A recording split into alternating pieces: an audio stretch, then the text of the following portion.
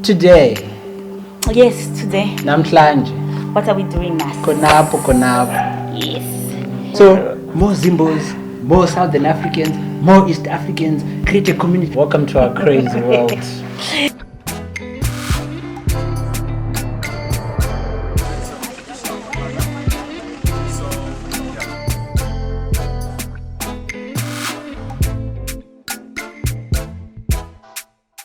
Hello, guys. Hello, everybody. How are you? How are you guys doing? My name is Kelvin, Kev for short. And I'm Z. I I don't know know if I have Ziba. a Z. And I'm Z. I know Ziba. This is Z and Kev. Welcome Welcome to our crazy world. to our crazy world. Let's get to it. Hallelujah. So, renting a place in Ouagadougou. Yes. So Renting a place. today in we're going to be talking about some of the stuff that you need to know and need to look out for From our experience. if you are going to be finding a place to rent in Ouagadougou. By the way, Ouagadougou is the capital city of Burkina Faso, for those that don't know. And for those that don't know where Burkina Faso is, check your map. West African map. It's a beautiful country merged around 7 countries, so it's a big place. You will not miss it. Okay, so first thing, I would say maybe the most ideal thing if you're going to be moving to Burkina Faso or to the West African region and you're coming from outside, outside of West Africa. And if it's your first time. Especially if it's your first time. Okay, the first thing is for you, is the ideal thing would be for your organization or the ones that the organization bringing you to work in the place where you're going, or the company, whatever it is, whatever the situation, to look for accommodation for you. Or a temporary accommodation whilst you look for. Yeah, but no, like what I actually mean is to look for the accommodation for you, like permanent. I feel it's much easier. The transition is much easier if it's done by the company way before you arrive. We've had friends that have moved here who are from Zimbabwe, and all of them, that's the situation they're in. Their companies looked for accommodation for them before they moved, and so they just came in and went into a fully furnished house. Or partly furnished house. Yes. And they moved in. So that's the ideal situation, because then it saves you a lot of headache and money. Which she's about to tell you all about. Why are you doing that? Making sure people know what. Like, guys, like, please ask Kelvin in the comment section why he's going extra. Wow. So I think that's the first option. The first thing. That's the best option. Then the second thing is about the agents and how they change. So I think, in several countries you have an agent who looks for a house for you on behalf of you. So you tell them your requirements, then they look for a house specific to your requirements. Whereas here, there are agents. But it's a bit different in the sense that they're more informal agents. Yes, and they're not registered, so they're not regulated, so to speak. So which means that they can charge whatever they think should be possible. In this country, when someone has a place to rent, they usually just put a sign or like a little a note on the gate to say this house is for rent. So an agent who literally is driving by will just see it, pick up the number, call the landlord, and then find a tenant for that landlord. Which is the best way to go, but there is a catch. There is a catch, guys.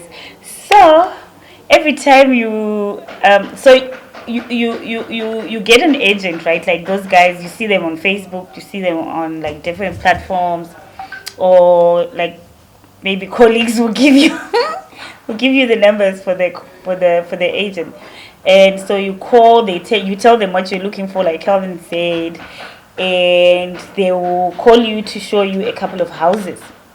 So one thing you need to know when you're going for these houses, it is not free.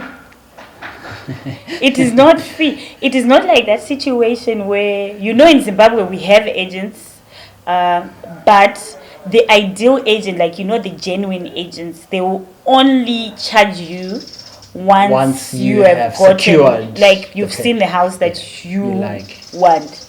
I know, like the other type, the crook ones are now starting to also grow. But the ideal, right? The ideal is that the agent takes you to different houses. Once you see the one that you like, then you give the agent his fee, right? Or you get, I think now in Zim, there are also where you pay at the beginning. You just pay at the beginning for however many houses until you find the houses that you want, and then that situation. But here, if you're moving to Burkina and no one has secured accommodation for you and you have to be prepared to fork out 2,000 CFA for every house you visit. They take you to. And so so now this is the thing is, I'm in Harare and someone is going house hunting 4 days of the week, losing $2,000 each. It wasn't $2,000, it's 2,000 CF. 2,000 CF or 2,000 CFA plus taxi money. Which is about how much? 2,000 CFA. $4. Yeah, we will give you like the actual breakdown in the description box. In the description box, or right here or somewhere. We'll put somewhere. Yes. So every time she view a house, she would pay 2,000 to the agent who is connected her to. But then remember, she also had to pay transport to and from. Yeah. So you're prepared to pay the taxi, and this is the other thing. So if you don't have a car and you're using the taxi, as long as it's off the main road, the price increases. It's like maybe 300 CFA in the main road, and then once you get in between the houses, into the price will go up to about like 1,000. It might go up, especially if you don't speak French. And if you don't speak French, it will go up. So most likely every visit you need to have about every visit you need to have about 5,000. 5,000, 6,000. 4,000 if you don't have a car. If you don't have or if you don't have someone driving you around. Exactly. So this is what I was doing. So every day for about 3 weeks, I was forking out about 5,000 CFA to look for a house. I wish someone had told me before, and I would have sorted this thing before. So you have to remember that. But the craziest thing though is the agents are becoming even cleverer, greedier. So what they will do is, they know you've explained the type of house you want and where you want it, etc. But they will take you to places where they definitely know this is not the description, or it doesn't fit the description that you've said. But they will take you there. You obviously pay. You see, they know you're not going, so they'll take you about 4 or 5 places like that, which are off your area. Which are off your area. They're not the ones that you like. Exactly. So our advice is, when you come here, get into a BNB,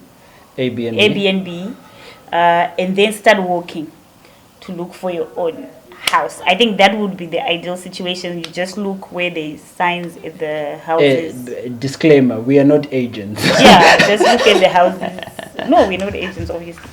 Look at the houses, or find another expert who's living, who can help you. Who can either help you, or as they are leaving, you make an arrangement that you enter into the. The beautiful thing about also being in Burkina or being in Africa is that there are communities of people.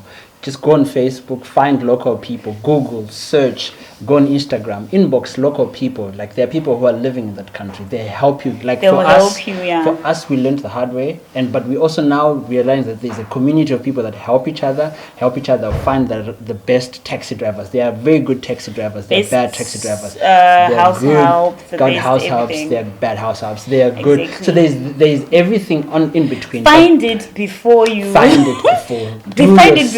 move. Yeah, so that's the part about finding the the house. The second part is when you have found that place. Okay. Yes. Yes, so when you have found the place, you also have to be very extra careful. One thing I think we just have to go back to is learn French. Learn French. Even 3 months before you move. If you know you're moving, like learn some before French. them. Try to learn as much French as you can. We didn't know jack when we learned it. Nothing. So learn some French before you move. That will help you quite a lot. And then why is there to learn French? Because the system here is different from your country, especially if you're coming from East Africa, Southern Africa. It's most no, but the different. system, even if you learn French, you won't know the system. Yeah, so, but you only learn it when you're I think I think you learn the French more so that you communicate and there's nothing left. Yes. In translation or whatever, when someone is translating to you and all of that, it's not that's left. a vlog for another day. The translation. We'll do learn a bit of French so that you're able to communicate a bit. So when you find the accommodation and you found a place that you say you want to stay, first read through the contracts so that you see that it's tallying with what has been landlord, what has been presented, what the landlord has said. And then second, again, be wary. Like one of the things we didn't talk about was how the agents here, they don't just charge the commission. They don't just charge the 2,000 for you to look for the house. To see. So once they find the house for you, or you find the house through them, they will charge an equivalent of either 50% or 100%. Full fare of the 1 month's rent. So let's say if the house is $100, they'll say that. Okay, by the way, you will not find the $100 house. But yeah, suppose that the house that you eventually decided to rent is $100, an agent would either charge you $50 or the $100. So basically, they're almost taking a full month of rental. So you're paying the month's rent, and they're paying the agent plus on top of the 2,000 that you've. So you found the house, you like it. Here are some of the things that you need to know. So you found the house, you've dealt with the agents, or you found it on your own, blah blah. You also need to understand here they require, like in any other place, they require a deposit. So like a security deposit plus the rent. But you have to be careful. Some people will demand that you, and it's common also here. It's a common practice. They will demand 2 months deposit. 2 months security deposit, not 1 month. 2 months. Some say 3, some say 4.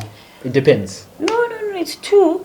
But then some will then, on top of the security deposit, they will charge what they call a guarantee. A guarantee fee, yes. Like there will be like a guarantee fee, which is about. So remember, the security deposit is the same amount as the rent. So you are paying 2 months security. Let's go back. Hypothetical house is $100. Yes. Hypothetical. It's an example. $100. So you're paying security. 2 months security deposit. So you're paying $200. No, it's 1 month. Yeah, I forgot. So you are paying $100, and then you're paying a security deposit of $100. But some will go further and say we need 2 months security deposit. No, it's not security deposit. It's guarantee on top of the 200. So now you're basically, for you to move into the house, you're paying 400. So at the end of the day, it's the deposit is there. The deposit is to say that if anything breaks, like we all know, like if anything breaks, they'll take it from that. Then the guarantee is, I have no idea. I have no idea. No idea. So we have to pay the guarantee, we have to pay the deposit, and then we have to pay our rent.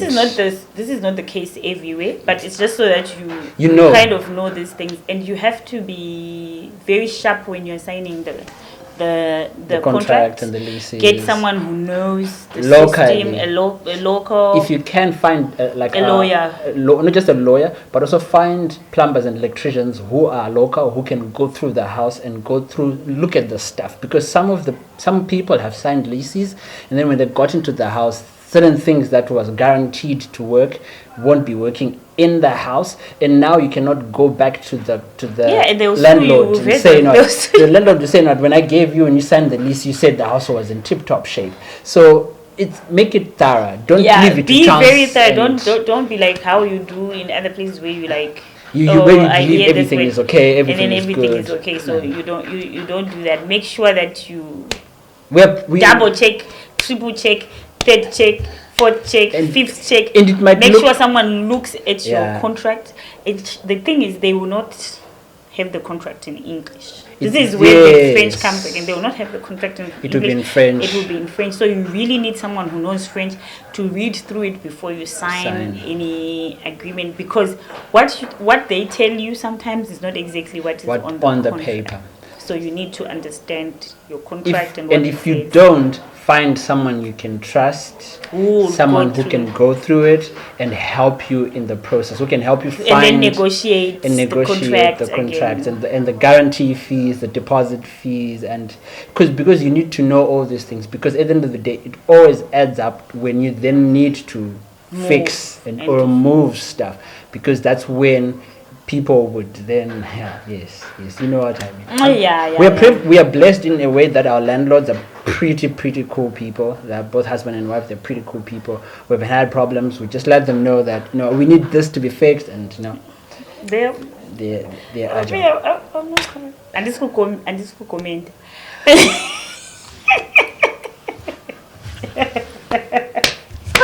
Anyway, the whole vlog I was gonna end without me saying anyway.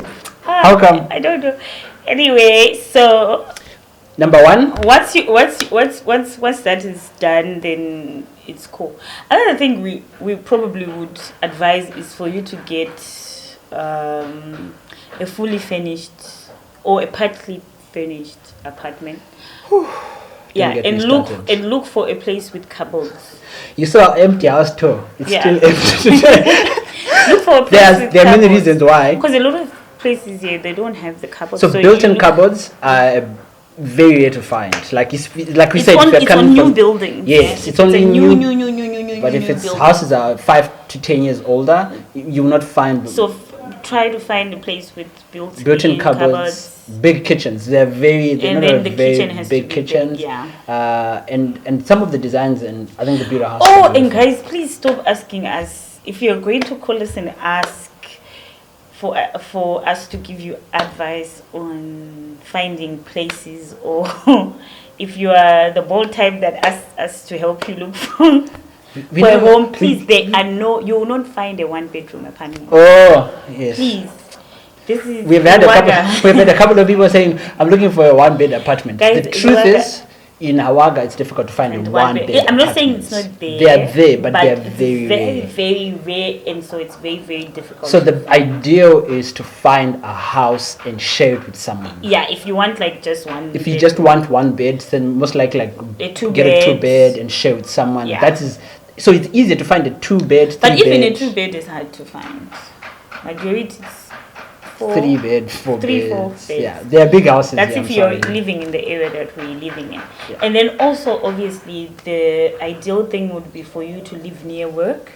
I think that's the best decision. Live as close as you can. If you can, 5 kilometers away from work, where you Sometimes you might walk. Sometimes you might walk. But the beautiful thing about living close is traffic is also a major problem, and especially if you don't speak the French, negotiating taxis every day becomes a challenge, because you are just you are hitching a taxi every day, and especially there are buses now.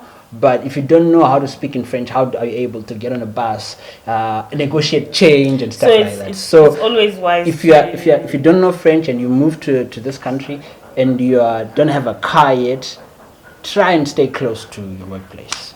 Executively. So if you're moving, maybe to just try out the place. Maybe you want to see the place to consider if you would move, I would advise staying in Zondwa.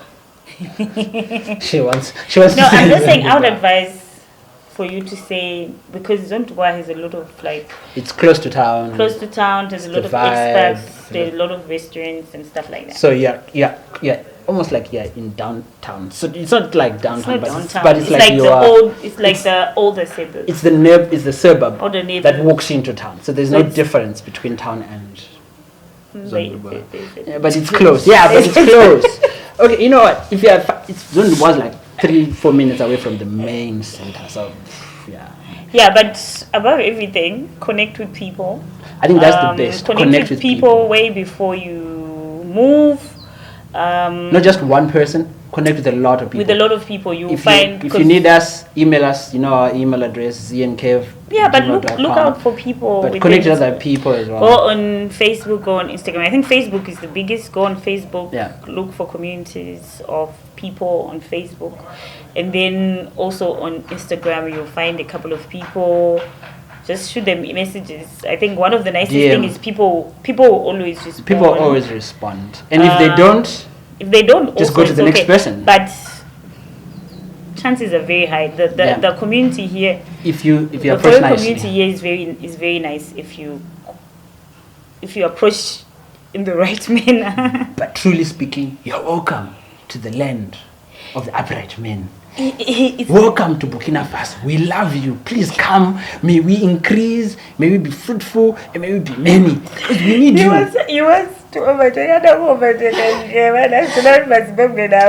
So more Zimbos, more Southern Africans, more East Africans. Create a community. Please, when you come, bring a 5 kg of sadza for you want sadza.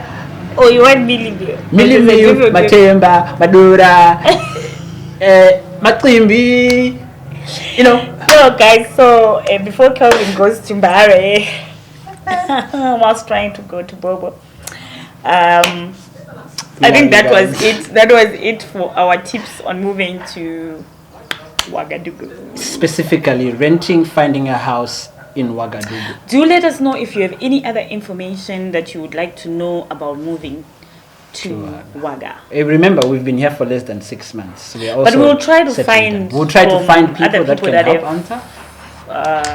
Lived here for a while. And remember, all the stuff that we've spoken today is from our experiences and some of the people that we have connected with. So it's not like a full digestive, say this is the way things are. But we are learning. He's trying to be political, guys. I don't know political. She's trying to just cut. Welcome to Burkina Faso. We love you. I think we should do another vlog on opportunities for Southern Africans in Ouaga, like some of the job market here and all of that, businesses. Yes. I think we should do that. Do let us know in the comment section below if you want us to do that. And what specific stuff would you like to know about Burkina Faso? And then on our next vlog, which is very soon, we'll answer those questions. Peace Maybe out. not the next, but like. We love you. Peace out. More content is coming now that we are more stable and settled. We love you from Z. Are you Z? From Z. I'm not Kev. And Kev, we love you. Bye bye. Peace out.